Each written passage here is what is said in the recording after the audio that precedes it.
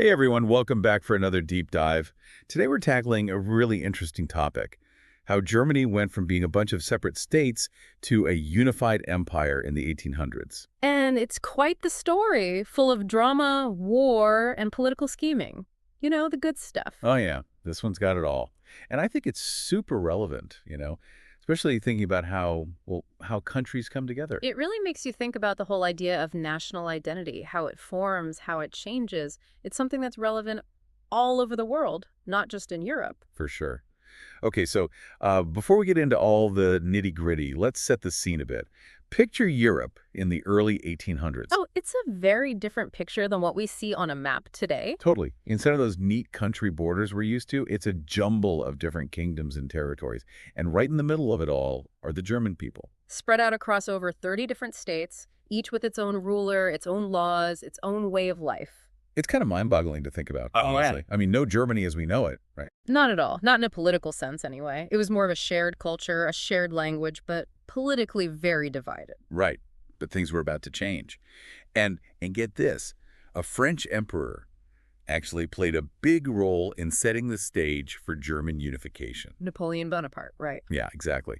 Though I don't think he set out to unify Germany, intentionally. His goal was conquering pretty much all of Europe. He had a big appetite for power, that's for sure. He did. But his ambition ended up having some, let's say, unintended consequences. It's like shaking up the old order in a way that, well, that made people rethink things. Definitely. He redrew the map of Europe, basically, grouped a bunch of smaller states together under his control, and in the process, he dissolved the Holy Roman Empire. Ah, yes, the Holy Roman Empire, an institution that had been around for ages, but, not exactly a powerhouse by that point. Kind of like a ghost from the past, I guess. Right. So Napoleon comes along and boom, he just wipes it off the map. It was a huge turning point. And for Germans, it was a bit of a wake-up call. Definitely. Some Germans saw Napoleon as a modernizer, someone who was bringing progressive ideas. But others resented French dominance. And this resentment, combined with a newfound sense of vulnerability, I think that's really when the seeds of German nationalism started to take root. It's like that old saying, you don't know what you've got till it's gone. And suddenly, the idea of a unified Germany, strong enough to stand up for itself, started gaining traction. It makes sense. When you feel threatened, you tend to look for strength in unity. For sure. But going from a patchwork of states to a single nation, I mean, that's a pretty big jump. Absolutely. It would take more than just a shared feeling. It needed practical steps. And one of the most important was the Zollverein, an economic union led by Prussia in the 1830s. The Zollverein, huh? Sounds kind of, I don't know, intimidating, like some kind of secret society or something. It wasn't actually that dramatic. Think of it like an early version of free trade. The Zollverein basically got rid of all those pesky tariffs and trade barriers between German states. Ah, so it was all about making it easier to do business. Exactly. And it was a huge success. Goods and services could flow more freely, businesses could expand, and pretty soon, the economic benefits of being part of a larger German entity, it became pretty clear. Smart move. Appeal to people's wallets, and they'll start to see the advantages of unity. Yeah. But economics alone probably couldn't create a nation, right? There had to be some political action as well. You're absolutely right. And that's where we see, one of those inspiring moments of idealism bumping up against the hard realities of power politics. The Frankfurt Assembly of 1848. Oh yeah, 1848. A year of revolutions all across Europe. And Germany was no exception. Exactly. Inspired by these revolutionary movements, a bunch of German liberals, intellectuals, they gathered in Frankfurt with a big goal to create a unified liberal Germany. They even offered the crown of this new Germany to the Prussian king, Frederick William IV. Wow, talk about a bold move. I wonder what he said to that. Surprisingly, he turned them down, flat out rejected the offer. He did. Why would he do that? I mean, who says no to being king? Well, it all boils down to the source of the offer. You see, Frederick William believed in the divine right of kings, the idea that his authority came directly from God, not from the people. So accepting a crown from elected assembly, it would have totally undermined his entire belief system. He was basically saying, thanks, but I get my power from a higher source. You guys don't have the authority to make me king. Pretty much, yeah. He saw it as a threat to his legitimacy. Wow, talk about an ego trip. So much for unified liberal Germany then. At least for the time being. It did seem that way. The Frankfurt Assembly failed to achieve its goals, and the dream of a unified liberal Germany kind of fizzled out. But this failure, it set the stage for a new, more pragmatic figure to enter the scene, Otto von Bismarck. Bismarck, huh? Now there's a name that everyone's probably heard before. A cunning strategist, a master manipulator, and a firm believer in blood and iron as the path to national unity. He was definitely a product of his time. While the revolutionaries of 1848 were all about idealism, Bismarck was a pragmatist, a man of realpolitik. He believed in getting things done, even if it meant using force or deception. So not exactly a peaceful guy. Not exactly. He believed that power was the ultimate currency in politics, not lofty ideals. And he was willing to use that power no matter what. That doesn't sound good. Yeah. So what did he do? How did he start putting this realpolitik into action? Well, Bismarck became minister-president of Prussia in 1862, and he wasted no time in putting those blood and iron ideas to work. He started strengthening the Prussian army, even going against the Prussian parliament to get the funds he needed. His vision was clear, a unified Germany, with Prussia at its head, but forged through military might, not through speeches and votes. Sounds like he wasn't a big fan of democracy. So was he basically a dictator then? Well, he certainly wasn't afraid to use authoritarian tactics when it suited him, and over the next decade, he skillfully orchestrated a series of wars, first against Denmark, then against Austria, and finally against France.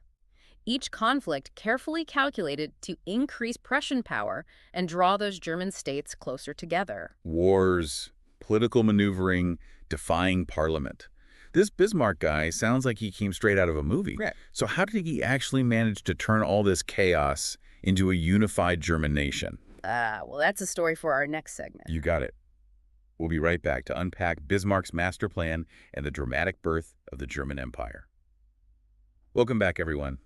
So before the break, we were just getting into Bismarck's, well, his whole approach to unifying Germany, this realpolitik thing, power over principles. Right, and it sounds good in theory, but how did he actually put it into practice? Exactly. What did it actually look like in real life? Well, a perfect example is the Schleswig-Holstein question. Schleswig-Holstein. Okay, now those sound like, I don't know, like characters from a fairy tale or something. Huh.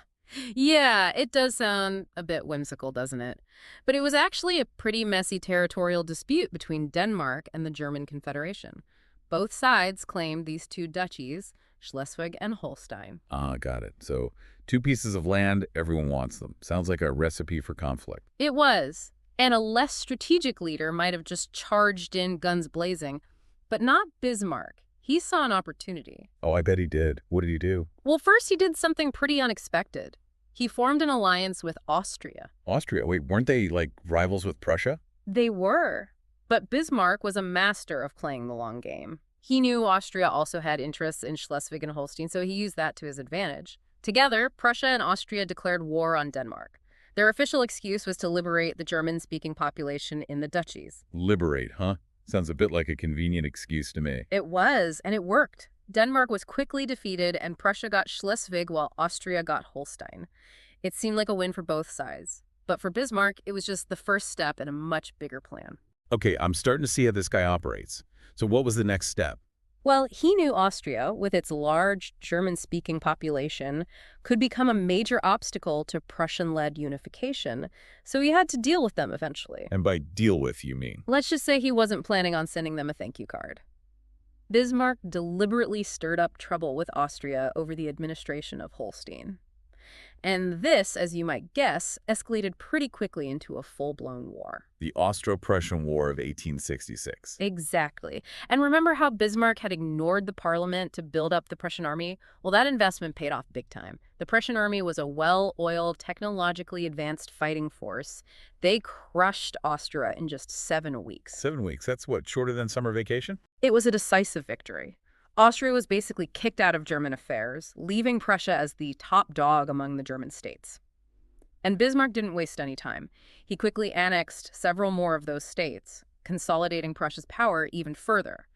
Each victory fueled this growing sense of German nationalism and the idea that, well, that Prussia was destined to lead a unified Germany. So Bismarck was basically knocking down his opponents one by one, clearing the path for his vision of a unified Germany. Right. But what about France? They were the big power in Europe at the time, right? They were, and taking them on seemed like a huge risk. But Bismarck knew that a war with France, especially if Prussia won, would be the final push needed to unify Germany.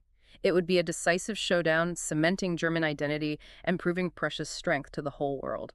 So he was willing to risk a major war with France just to achieve his goal. That's a pretty big Which gamble. was.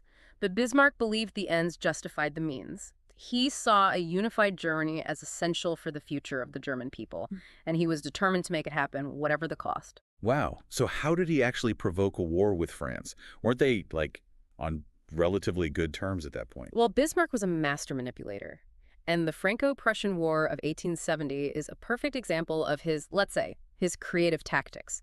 Remember that Ems dispatch we talked about earlier? That telegram that was edited to make it look like the Prussian king had insulted the French ambassador? Yeah, I remember. That was pretty sneaky. It was, and it was just one part of Bismarck's plan. He knew the French were very proud, very sensitive to any perceived insults. He also made sure other European powers would stay out of the conflict. He was setting a trap, basically. And when the French, predictably, took the bait and declared war, Prussia was more than ready. And I'm guessing things didn't go so well for the French. Not at all. The Prussian army, along with troops from other German states, they just swept through France. They even captured Napoleon III himself. The French were forced to accept a humiliating peace treaty. It was a huge victory for Prussia, a real turning point in European history. Wow, so those separate German states that had been, kind of overshadowed by these powerful neighbors, they suddenly became a force to be reckoned with. Exactly. And this victory, it cleared the way for the creation of the German Empire. Finally. It's amazing how Bismarck managed to orchestrate all of this. I mean, from those early days of the Zollverein to that decisive victory over France, it's like watching a master chess player at work. But what about the everyday people in Germany? How did they feel about all this? Were they all happy about this new empire? That's a great question, and it's one we'll explore in our final segment. Because even though the German Empire was born, well, it also came with its own set of challenges and complexities. Unification wasn't just about redrawing maps and putting a new emperor on the throne. It was about creating a new national identity, and that, as you might imagine, was a lot more complicated. Welcome back, listeners. So we've been talking about, well, this incredible story of German unification, all the ambition, the strategies, the blood and iron, as Bismarck liked to say. But now that we're, at the end of this whole journey, I'm thinking about the average German person back then. What was it like for them? Did everyone just embrace this new empire? Or were there some people who were kind of, I don't know, hesitant about it all? It's a good question. I mean, unification wasn't just about, like, lines on a map or changing governments, right? It was about creating a whole new national identity, a new sense of belonging. And that kind of change, it doesn't come easy. It brings challenges for sure. Yeah, you're right. It's easy to get caught up in the big picture, the wars, the leaders, all that. But in the end, it's the everyday people who experience the real impact of these historical events. So for those people, the average Germans, what did their lives look like after 1871, after this new German empire was born? Well, a lot changed. And for many Germans, those changes were positive. Remember the Zollverein we talked about earlier? That economic union that, kind of paved the way for unification. Yeah, the free trade zone, it was a pretty big deal. It was. And it kept going strong under the new empire. It actually helped fuel a huge economic boom. Germany industrialized incredibly quickly. It became a powerhouse in manufacturing, technology, you name it. So a lot of Germans saw their lives improve. More jobs, more opportunities. That's exactly. And the new government, they invested a lot in infrastructure. Railroads, schools, social programs, all that. There was a real sense of progress and modernization in Germany. It sounds like a pretty exciting time to be in Germany. But I'm guessing it wasn't all sunshine and roses, right? Right. Unifying all those different states, I mean, there had to be some bumps along the road. Oh, for sure. Unification didn't erase all the differences between regions, All those different traditions, dialects, ways of life, they didn't just disappear overnight. Bringing everyone together under one flag, it was bound to create some friction. Yeah, like trying to fit puzzle pieces that, don't quite match. That's a good way to put it. And Bismarck, even though he was a brilliant politician, he didn't always handle these regional sensitivities very well. He could be pretty heavy-handed, suppressing any opposition and pushing this Prussian view of German culture. So even though Germany was officially unified, there were still some, let's say, divisions simmering under the surface. Definitely. Especially in the South. They had a strong Catholic identity, and they often felt overlooked, even marginalized, by the mostly Protestant Prussian leadership. I can see how that would cause some resentment. It's like, even though you're all part of the same country now, you still feel like an outsider. Right. And that's something that's important to remember when we study history. Unification, It's a complex process. It's not just about political power, it's about people, culture, identity. All those things get mixed up together. That's a really good point. So, in a way, Bismarck might have won the battle for unification, but the struggle to create a truly unified German identity, that was far from over. Absolutely. And, as we often see in history, there were unintended consequences. While unification brought progress and prosperity, it also laid the groundwork for future conflicts. A unified, powerful Germany with its growing industry and its strategic location in Europe, well, it inevitably got caught up in the complex web of alliances and rivalries that, eventually led to World War I. Wow. So this whole drive for unification, it had a ripple effect that, well, that reached far beyond Germany's borders. It's amazing to think about. It really is, and it's a good reminder that history is never just about the past. It's a conversation that continues to shape our world today. The choices made by leaders like Bismarck, the struggles of everyday people, all those things, they still resonate. They still have meaning for us now. I think that's a perfect way to wrap up this deep dive. And for our listeners out there, especially you students who are learning about history, remember to always think critically about the events we've discussed. Don't just memorize dates and names. Try to understand the human side of history, the motivations, the hopes, the fears, the mistakes, because that's how we learn from the past. That's how we avoid repeating the same mistakes. Well said. And remember, history is a story we're all part of. It's not just something that happened long ago. It's a living, breathing thing that continues to shape our world. So keep exploring, keep asking questions, and keep connecting those dots between the past, the present, and the future. Great advice. Thanks for joining us for another deep dive, everyone. And until next time, adios.